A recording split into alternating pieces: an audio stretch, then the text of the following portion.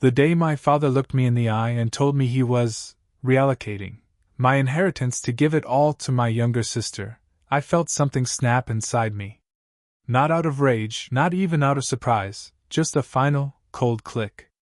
As if something inside me had been loosening for decades and now, at 28 years old, it finally gave way. What happened next shocked everyone and changed our family forever. My name's Daniel, and I was raised in a house where favoritism wasn't whispered, it was shouted. My younger sister, Chelsea, now 25, was the sun around which our parents orbited, while I floated out there like some distant planet, tolerated but never celebrated. It started small, like all poisons do. When I turned 5, my birthday was marked by a grocery store cake and my grandparents singing off-key in the living room. But Chelsea, 2 at the time? She had a unicorn-themed party with a rented pony, cotton candy machines, and 2 clowns. I still remember wondering if I'd done something wrong, why mine felt like leftovers and hers felt like magic. As we got older, the differences only got louder.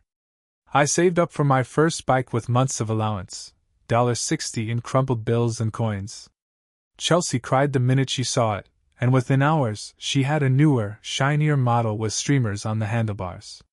When I brought home straight A's in 6th grade, my dad grunted, "Good job," while flipping channels. Chelsea got a new tablet for scoring a B- in geometry because she really tried. Even in high school, I kept hoping. I was student body president, captain of the debate team, and editor of the yearbook. Chelsea barely scraped by, but every misstep was met with hugs and excuses. I remember getting accepted to a competitive summer law program at Princeton, something only 2 students from our district got into.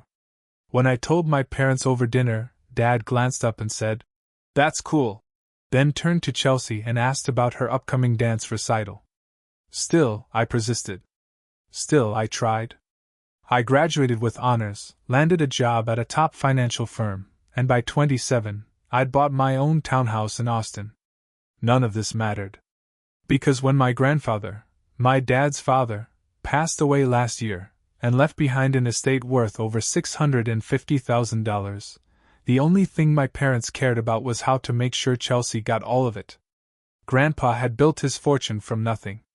A first-generation immigrant, he started with a second-hand hardware store and ended up owning 3 buildings downtown.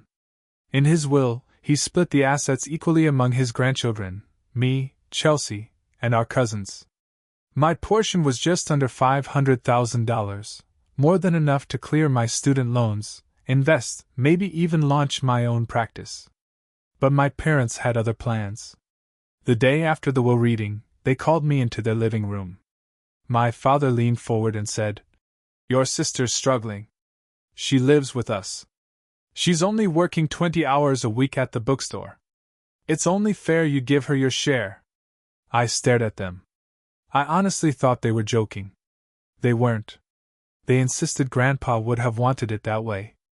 They said I didn't need the money. I had a house, a good job, a comfortable life. Chelsea needed it more, because she was still finding herself. When I refused, they didn't just guilt-trip me, they tried to steal it. My father, the executor of the will, announced he would reinterpret Grandpa's intentions and allocate my portion entirely to Chelsea. He claimed Grandpa didn't understand the modern needs, and would have adjusted things if he'd known how desperate Chelsea's situation was. Except he didn't know.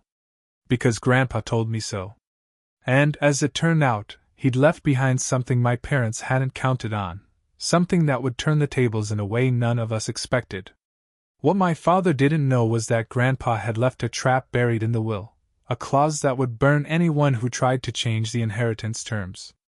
And when I found it, with the help of the last person I thought would ever back me up, the fallout was explosive. My father's arrogance was staggering. He genuinely believed he could override Grandpa's will because he felt it was right. As if inheritance worked on vibes and not legal documents. But I didn't explode. I didn't argue. I nodded, walked out, and went straight to the only person who might still care about the truth, my grandmother. Grandpa's widow, Lorraine, had always been a quiet force, soft-spoken, but not naive. I found her pruning roses in the backyard of her condo in San Marcos, her gloved hands moving with ritual precision. When I told her what my father was planning, she paused, eyes narrowing behind her sunglasses. "They're doing what?" she said flatly. I repeated everything. My father's claim that Grandpa would have preferred Chelsea get everything. That he was interpreting the will. That he planned to funnel my entire inheritance into Chelsea's account. Lorraine took off her gloves. "Follow me." She led me inside, opened a drawer, and pulled out a blue binder labeled Legal, Confidential. She flipped to a tabbed section called Codicil B. My heart thudded as she tapped her manicured finger on the text. It was a no-contest clause, Grandpa's secret insurance plan. It read, "Any individual, including but not limited to my children or grandchildren, who attempts to contest, reinterpret, or redirect the specified inheritance shall forfeit their own portion in full." Lorraine looked at me. "Your father and Chelsea already tried this once, back in 2019. They asked your grandfather to name her sole beneficiary. He said no, and added this clause the very next day." I stared at the text stunned. My grandfather had known. He saw this coming. "You need to go public with this," I told her. She didn't even flinch. "Already in motion. Your Uncle Ray is on board. So is Meredith. We'll be contacting the estate lawyer tomorrow."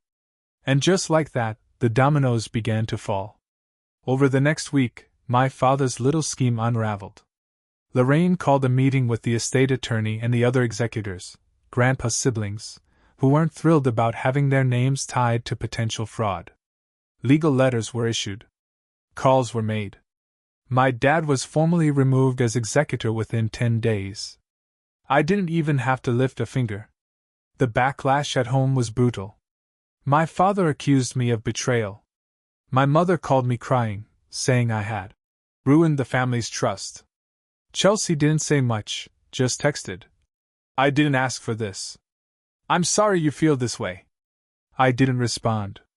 Because the truth was, she had asked for it, passively, silently. Every time she took without question. Every time she let them minimize me so she could shine brighter. Every time she looked the other way. But that wasn't the worst of it. 3 nights later, I got a call from Chelsea. Not to apologize. Not to explain. But to negotiate. "If you really want to keep the money, I get it," she said. "But maybe just give me a portion. Like $100,000? I need to get out of this house." I almost laughed. "You mean the house you never paid rent in? The one our parents are threatening to kick me out of if I don't do the right thing?"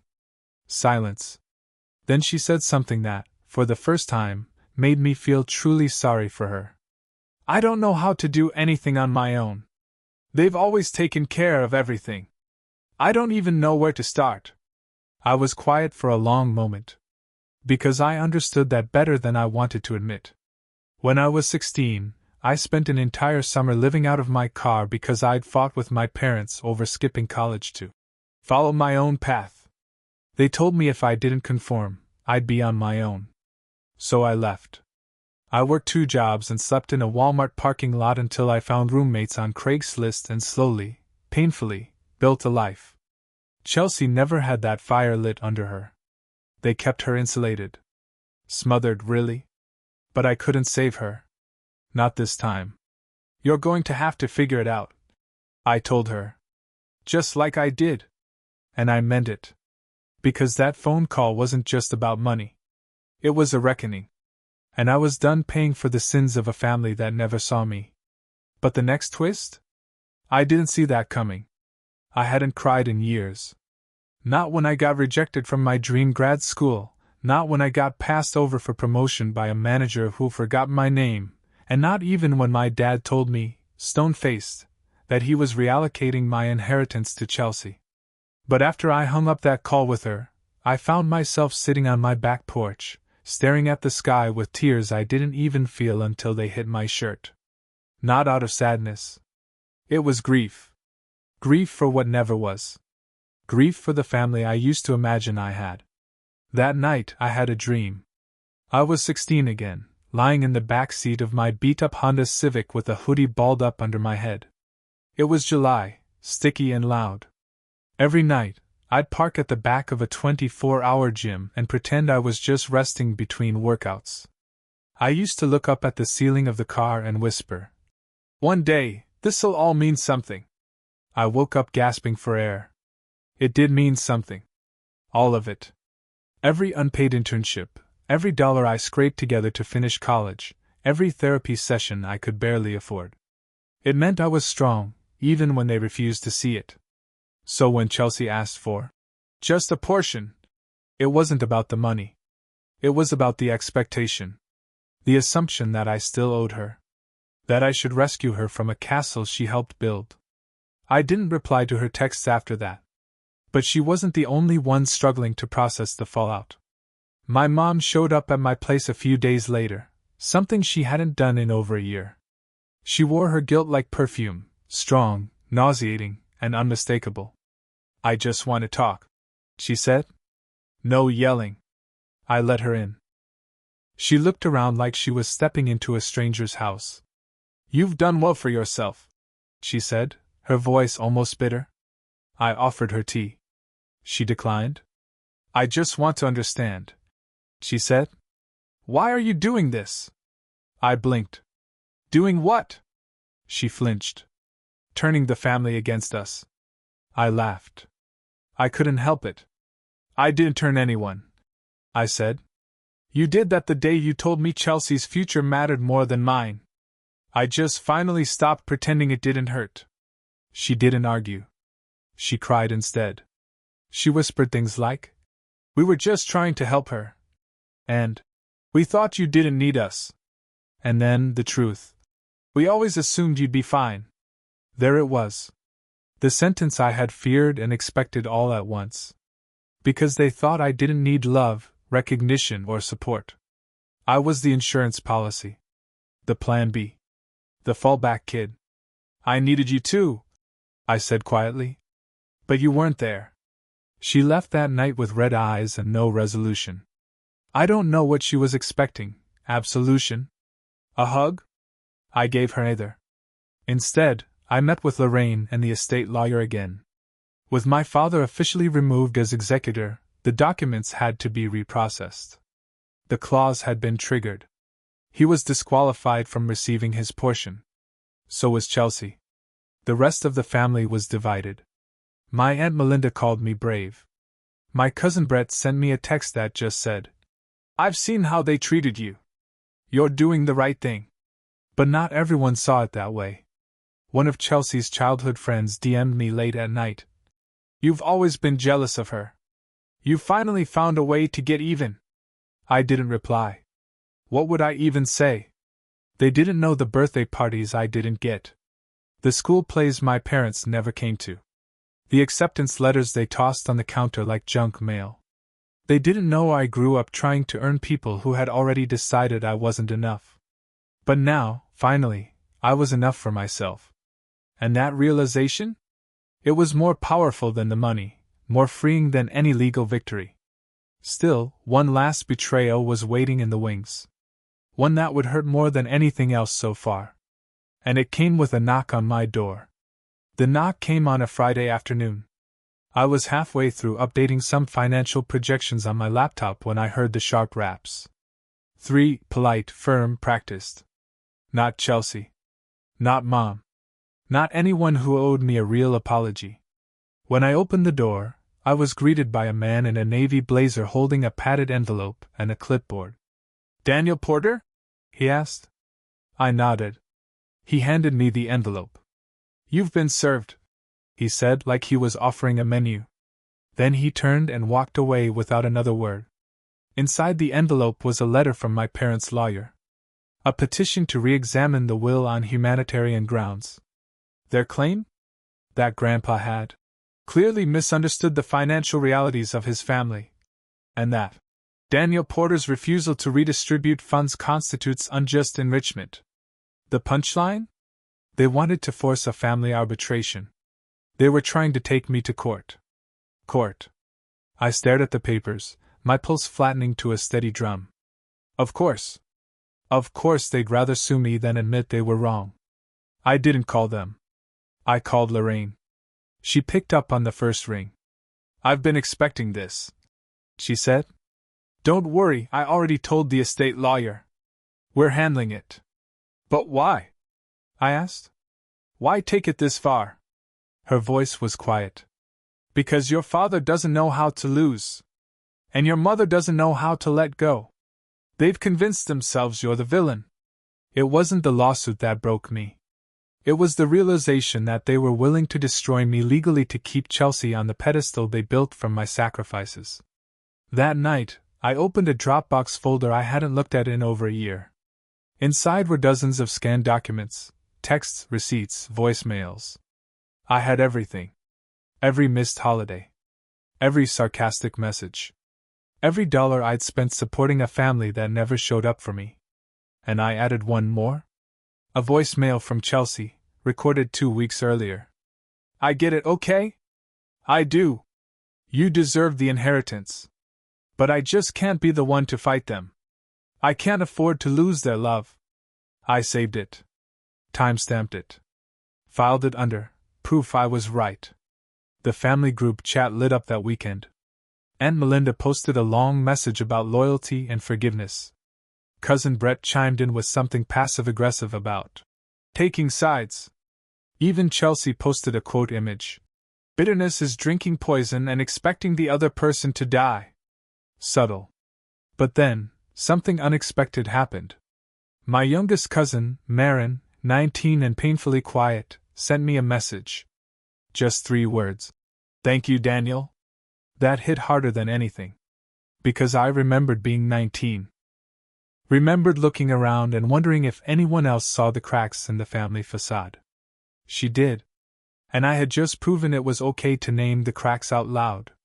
Meanwhile, the arbitration attempt backfired. Grandpa's claws held up like steel. The estate lawyer filed a response so airtight my parents' attorney backed down within a week. The letter arrived in the mail, petition dismissed. But the damage? Already done. My dad didn't call. Not to apologize. Not to explain. My mom sent a single text that said, "We didn't want it to come to this." It did. Chelsea, once again, said nothing. Until one night, when she showed up on my doorstep. She didn't knock. Just stood there, eyes red, holding a small cardboard box. Inside were old photos of us as kids. Sledding. Painting eggs. Me holding her hand in her first Halloween costume. "I found these in the attic," she whispered. "I thought maybe you'd want them." I took the box, but not her apology. "Not yet. You had so many chances," I said. "You could have stood up just once." "I know," she said. "And I'll spend the rest of my life trying to do better. But I'm not asking for your forgiveness. Just your time." We sat in silence for a while on my porch. And for the first time in years, I saw something unfamiliar in her eyes: humility. But rebuilding? That's not a moment. That's a marathon. And there was still one more message coming. One final twist that would change everything again. The final twist didn't arrive with a bang. It came in a pale blue envelope, buried in a week's worth of mail. No return address.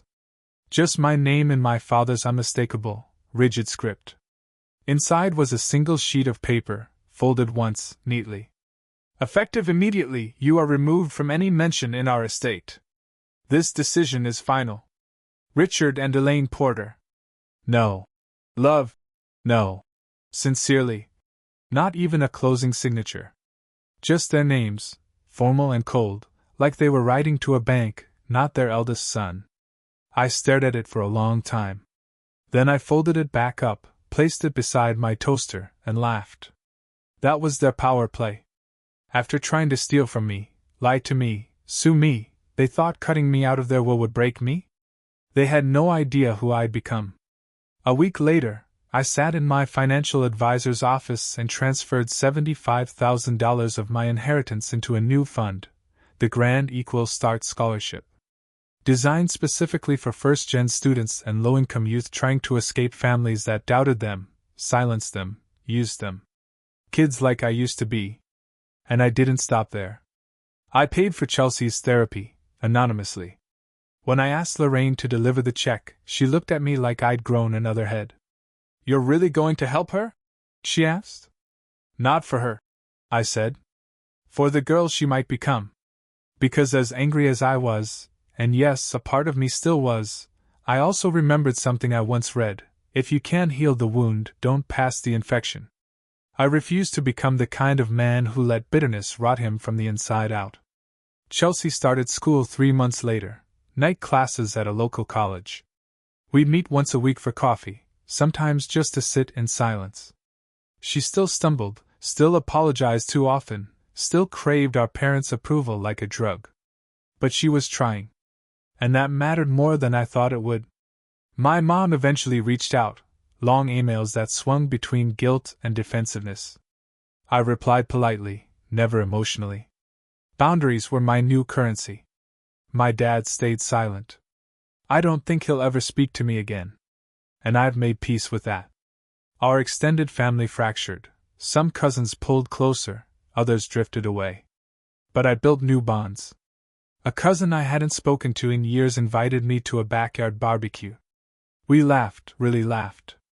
No performative cheer, no fake smiles. Just warmth. I even started dating again. Slowly. Honestly. For the first time, I wasn't looking for someone to prove my worth, I already knew it. That old photo box Chelsea gave me? I took one picture from it. A shot of me and her on Halloween, both in matching ghost costumes, holding hands like it was the most natural thing in the world. I framed it and placed it in my home office. A reminder that family doesn't begin or end with blood. It begins with choice. With who shows up. Who listens. Who fights for you when no one else will. I didn't just take back what was mine. I rewrote the story. And this time, I gave it a better ending.